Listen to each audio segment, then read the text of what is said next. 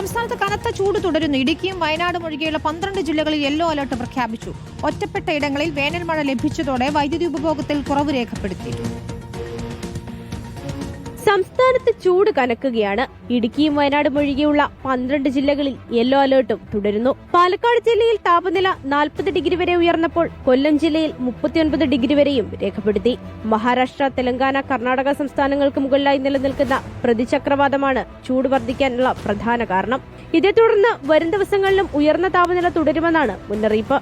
ഇതിനോടൊപ്പം കന്യാകുമാരി മുതൽ തെലങ്കാന വരെ ന്യൂനമർദ്ദപാത്തി നിലനിൽക്കുന്നതിനാൽ ഒറ്റപ്പെട്ട ഇടങ്ങളിൽ നേരിയ വേനൽ മഴയ്ക്കും സാധ്യതയുണ്ട്. അതേസമയം സംസ്ഥാനത്ത് വൈദ്യുതി ഉപയോഗത്തിൽ കുറവ് രേഖപ്പെടുത്തി. പീക്ക് സമയത്തെ വൈദ്യുതി ആവശ്യകത 5600 മെഗാവാട്ടായി കുറഞ്ഞു. ഒറ്റപ്പെട്ട ഇടങ്ങളിൽ ലഭിച്ച വേനൽ മഴയാണ് ഉപഭോഗം കുറയാൻ കാരണമെന്നാണ് വിലയിരുത്തൽ.